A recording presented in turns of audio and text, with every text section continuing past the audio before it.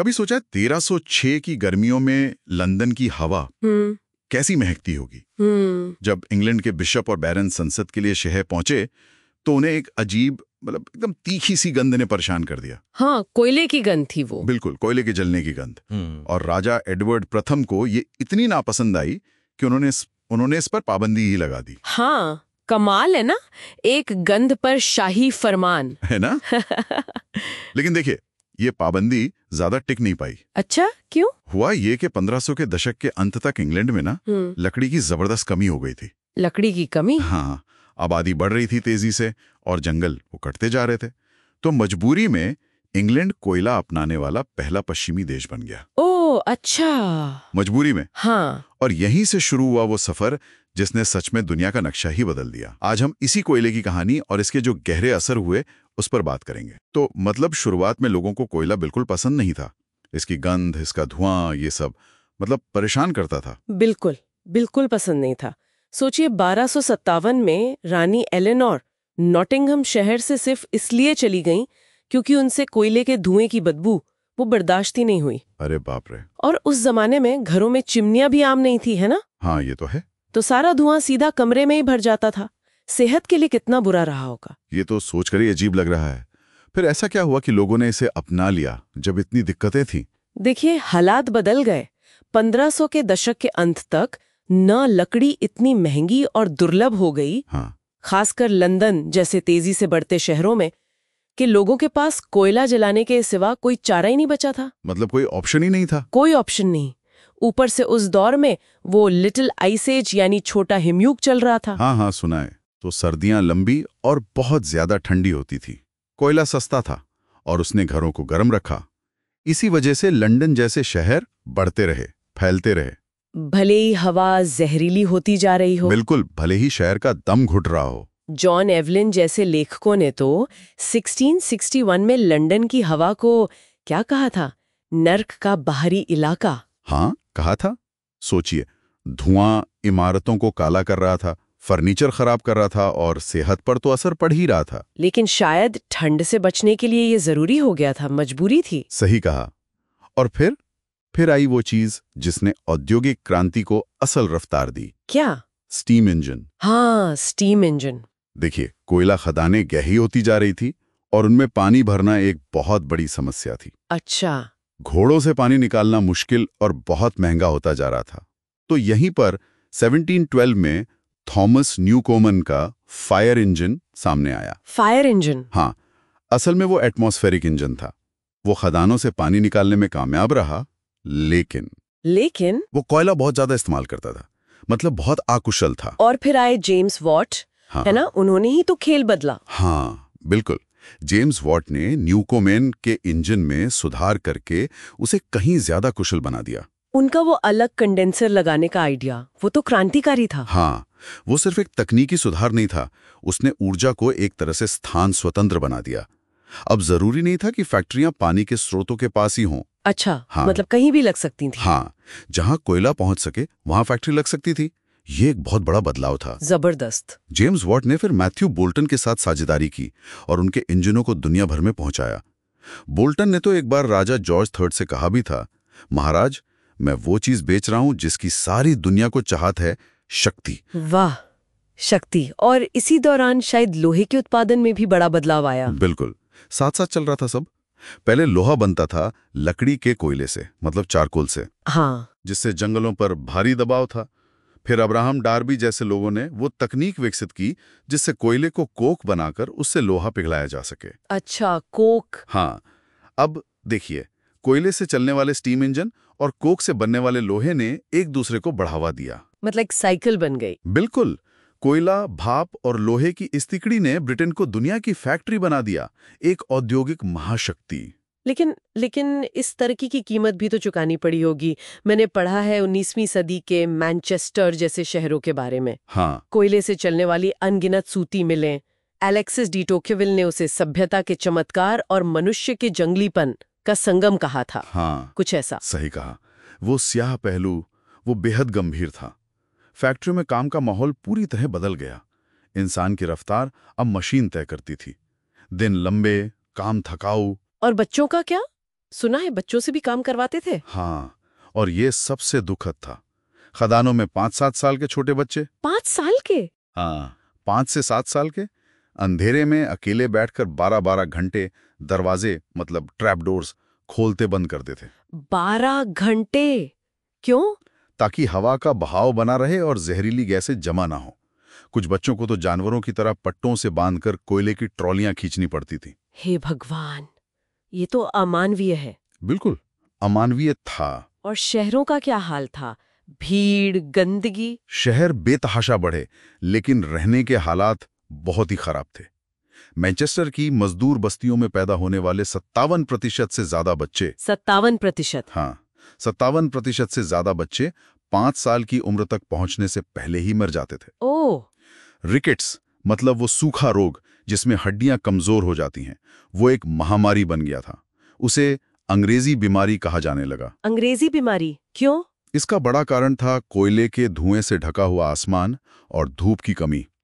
शरीर में जरूरी विटामिन डी बन ही नहीं पाता था धूप की कमी से। अच्छा, और कोयले ने सफर करने का तरीका भी बदल दिया, रेलगाड़ियां वगैरह। हाँ बिल्कुल, जॉर्ज स्टीफनसन जैसे इंजीनियरों ने कोयला खदानों में इस्तेमाल होने वाली पटरियों पर भाप का इंजन दौड़ाने का सपना देखा और उसे सच कर दिखाया। 1830 में लिवरपूल और मैनचेस्टर रेलवे की शुरुआत, वो एक नए युग का आगाज थी। उसने दुनिया को जैसे छोटा कर दिया। हाँ, लेकिन शायद उसके उद्घाटन में कुछ हुआ था, कोई हादसा। हाँ, वो दुखद था।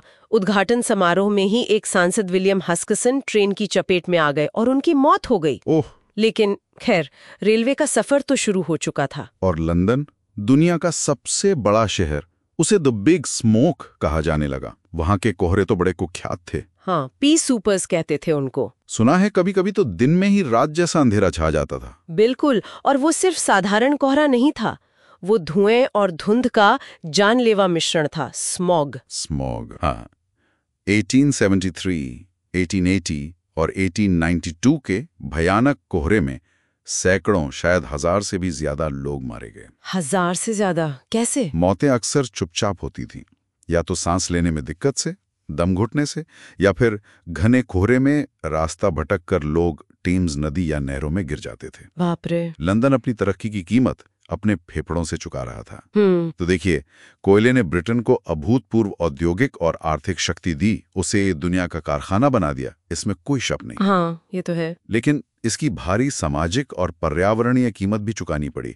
प्रदूषित शहर, मजदूरों का शोषण, खराब स्वास्थ्य। बिल्कुल। ये वो विरोधाभास था जिसने आधुनिक औद्योगिक समाज की नींव रखी। अब सवाल ये उठता है कि इस इतिहास से सीखकर आज हम ऊर्जा के अपने स्रोतों और उनके प्रभावों के बारे में क्या सोचते? ठीक है, तो आगे बढ़ते हुए, कैसे ये जमीन से निकला, कैसे इसने अमेरिका की तस्वीर बदली, और हाँ, आज ये हमारे लिए क्या मायने रखता है। बिल्कुल, और देखिए, ये सिर्फ एक काले पत्थर की कहानी नहीं है, बल्कि ये आविष्कार, समाज के बदलाव और हाँ, हमारे पर्यावरण पर उसके जो गहरे निशान पड़े हैं, ये उसकी कहानी है। तो कहानी शुरू होती है जब यूरोप से लोग अमेरिका आए। वो सोना ढूंढ रहे थे, है ना, पर उन्हें मिला जंगल ही जंगल। लकड़ी इतनी ज्यादा थी कि वो उसे इंग्लैंड वापस भेजने लगे और यहाँ बड़े बड़े अलाव जलाने के सपने देखने लगे, जो इंग्लैंड में तो मुमकिन नहीं था। हाँ, और उन्हें आप सोचिए, बिल्कुल अंदाजा नहीं था कि उन घने जंगलों के नीचे ही दुनिया के सबसे बड़े कोयले के खजानों में से एक दबा पड़ा है। जमीन के नीचे कोयले की मोटी परतें थीं। पूर्वी अमेरिका में और फिर पेंसिल्वेनिया में कोयला मिला, खासकर पिट्सबर्ग के पास। यहाँ से चीजें बहुत तेजी से बदली। पिट्सबर्ग तो देखते ही देखते कारखानों का गढ़ बन गया, लेकिन साथ ही इतना धुएं वाला शहर बना कि कहते हैं लोग शिकायत करते थे कि धुआं और धूल से उनकी चमड़ी काली पड़ रही है, वो भी 1790 के आसपास। अरे हाँ, और इसी दौरान एक और किस्म का कोयला मिला, एंथ्रेसाइट, जिसे पत्थर कोयला भी कहा जाता है। ये थोड़ा अलग था, मतलब जलने में मुश्किल, पर हाँ, धुआं बहुत कम देता था। अच्छा। मगर असली मुश्किल थी इसे शहरों तक पहुंचाना। नदियां खतरनाक थीं और तकनीक भी वो पुरानी थी। मालिकों को लकड़ी की बड़ी बड़ी कश्तियां, वो आर्क्स जिन्हें कहते थे, बनानी पड़ती थी, और वो अक्सर तेज लहरों में डूब जाती थी। ओह, यानी कोयला खदानों में था, पर उसे बाजार तक लाना ही अपने आप में एक बड़ी जंग थी।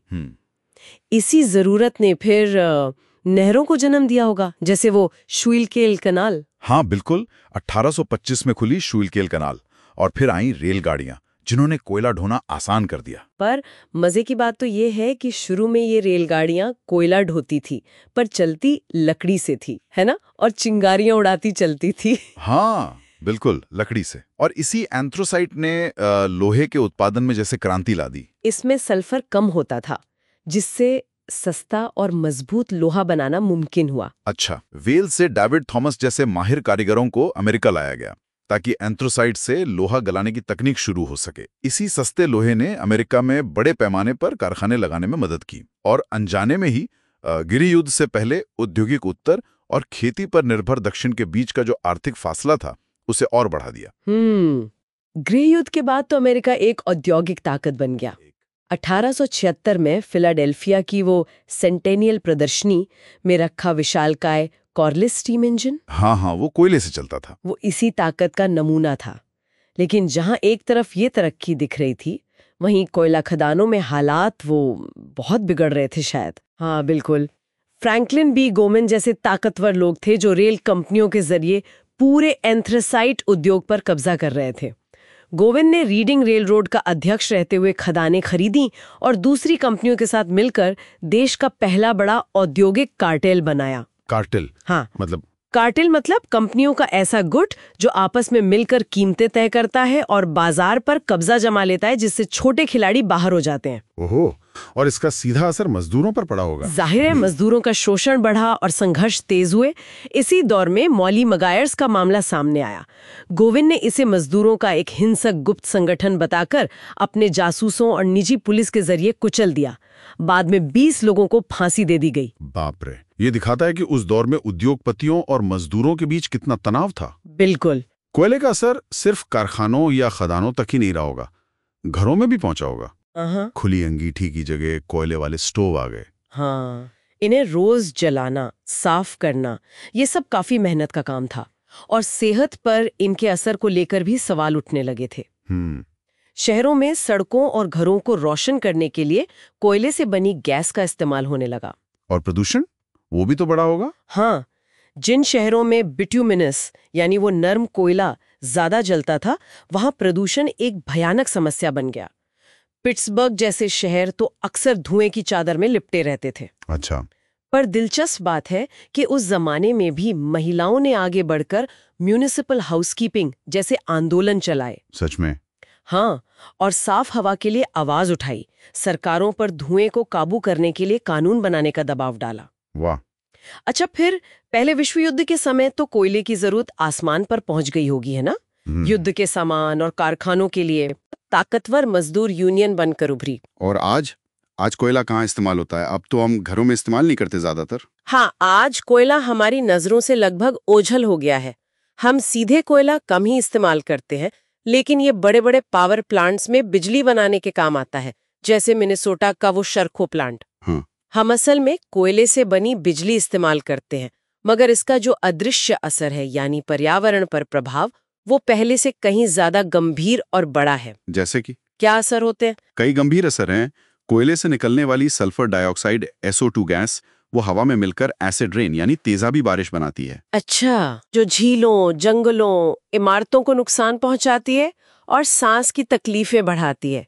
फिर है नाइट्रोजन ऑक्साइड NOx, जो शहरों में स्मॉग यानी वो धुंध पैदा करती है। और मैंने पारे के बारे में भी सुना है, मकरी। हाँ, पारा। कोयले से पारा भी निकलता है, जो एक खतरनाक न्यूरोटॉक्सिन है। मतलब ये हमारे दिमाग और नर्वस सिस्टम को नुकसान पहुंचा सकता है। ये हवा से पानी में जाता है, फिर मछलियों में और उनके जरिए हमारे शरीर में। गर्भवती महिलाओं और बच्चों के दिमाग के विकास के लिए ये खास तौर पर खतरनाक है। बाप रे, और भी कुछ है? सबसे खतरनाक है कोयले से निकलने वाले बेहद बारीक कण, जिन्हें पार्टिकलेट्स कहते हैं। पार्टिकलेट्स? हाँ, ये इतने छोटे होते हैं कि सांस के साथ फेफड़ों में बहुत गहराई तक चले जाते हैं और वहां से खून में मिल सकते हैं। इनसे दिल और फेफड़ों की गंभीर बीमारियां होती हैं, यहाँ तक कि हजारों मौतें भी।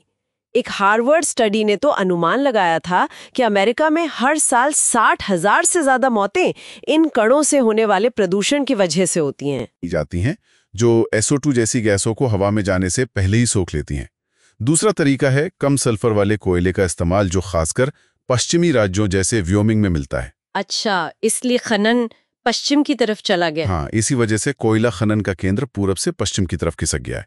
लेकिन इसकी भी एक कीमत है, जैसे वेस्ट वर्जीनिया जैसी जगहों पर माउंटेन टॉप रिमूवल जैसी विवादास्पद खनन तकनीकें बढ़ी हैं। Mountain top removal? हाँ, जिसमें कोयला निकालने के लिए पहाड़ों की चोटियों को ही विस्फोट से उड़ा दिया जाता है। पर्यावरण के लिए बहुत विनाशकारी है ये। हे भगवान। और इन सब के ऊपर अब कार्बन डाइऑक्साइड, CO2 और जलवायु परिवर्तन की चिंता है। बिल्कुल, ये आज सबसे बड़ी चिंता है। कोयला बिजली बनाने में CO2 उत्सर्जन का एक बहुत बड़ा स्रोत है।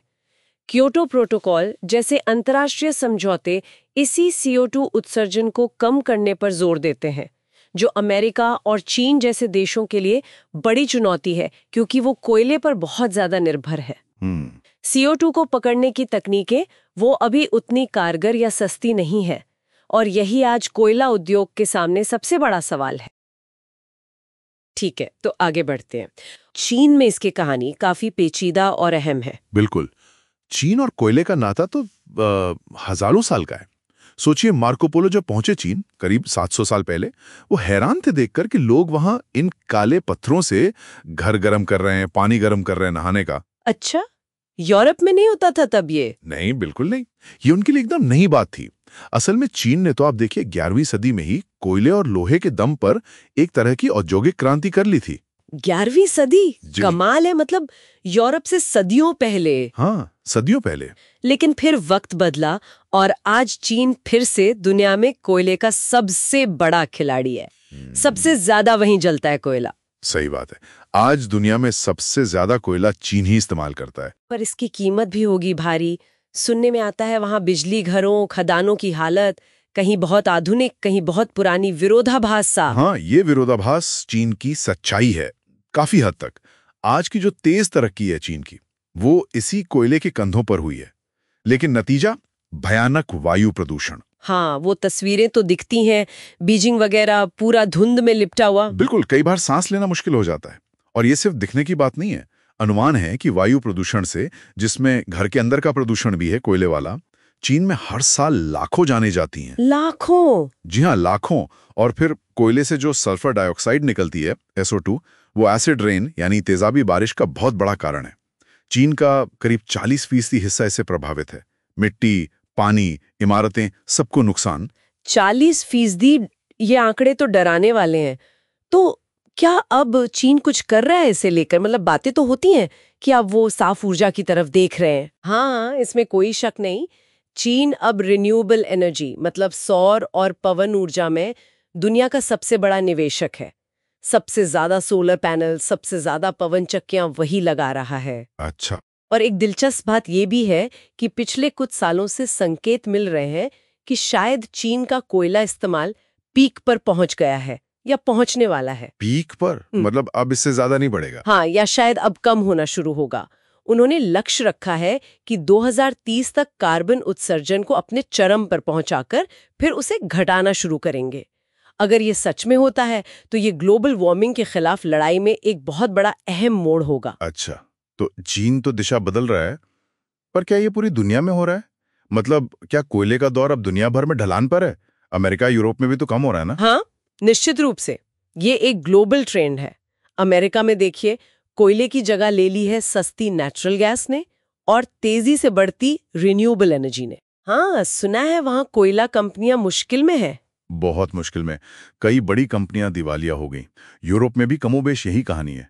और देखिए, सौर ऊर्जा, बैटरी स्टोरेज, ये सब इतने सस्ते हो गए हैं कि कई जगह तो बिना किसी सरकारी मदद के ही कोयले से मुकाबला कर रहे हैं। तो फिर वो जो एक तकनीक की बात होती थी कोयले को साफ बनाने की, कार्बन कैप्चर, उसका क्या हुआ? उसमें कोई भविष्य है? कार्बन कैप्चर और स्टोरेज मतलब CCS। आइडिया तो अच्छा था कि धुएं से CO2 पकड़ो और जमीन में दबा दो, लेकिन बात यह है कि ये तकनीक बहुत बहुत ज्यादा महंगी साबित हुई है और बड़े स्केल पर कामयाब नहीं हो पाई। अच्छा, मतलब प्रैक्टिकल नहीं है उतना। हाँ, बहुत मुश्किल है। गिने चुने प्रोजेक्ट्स हैं दुनिया में और उनकी लागत बहुत ज्यादा है। इसकी तुलना में सौर और पवन ऊर्जा कहीं ज्यादा तेजी से आगे बढ़ रही हैं और सस्ती भी हो रही हैं, तो CCS की उम्मीदें अब सच कहूं तो काफी कम हो गई हैं। तो कुल मिला के देखे तो कोयले ने औद्योगिक क्रांति को ताकत दी, देशों को आगे बढ़ाया, इसमें कोई शक नहीं। लेकिन आज वही कोयला हमारे ग्रह के लिए, हमारी सेहत के लिए एक बहुत बड़ी चुनौती बन गया है। बिल्कुल। और चीन की कहानी ये पूरा सफर दिखाती है, कैसे एक पुराना ईंधन, आधुनिक विकास और पर्यावरण के बीच एक कशमकश का प्रतीक बन गया है। बिल्कुल सही कहा। और अब दुनिया एक नए ऊर्जा युग की दहलीज पर है। बिल्कुल। सौर, पवन, बैटरी, शायद आगे चलकर हाइड्रोजन भी, हाँ, ये सब मिलकर कोयले की जगह लेने को तैयार हैं। अब ये बदलाव कितना तेज होगा, ये तकनीक पर, अर्थशास्त्र पर और सबसे ज्यादा हम सबकी सामूहिक इच्छा शक्ति पर निर्भर करेगा। सही बात है।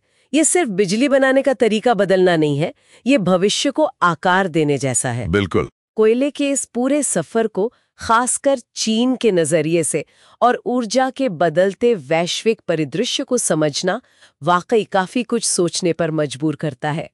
क्या ये जानकारी आपके लिए उपयोगी रही? हमें जरूर बताइए कि आपको ये गहरी पड़ताल कैसी लगी और हम इसे भविष्य में और बेहतर कैसे बना सकते हैं।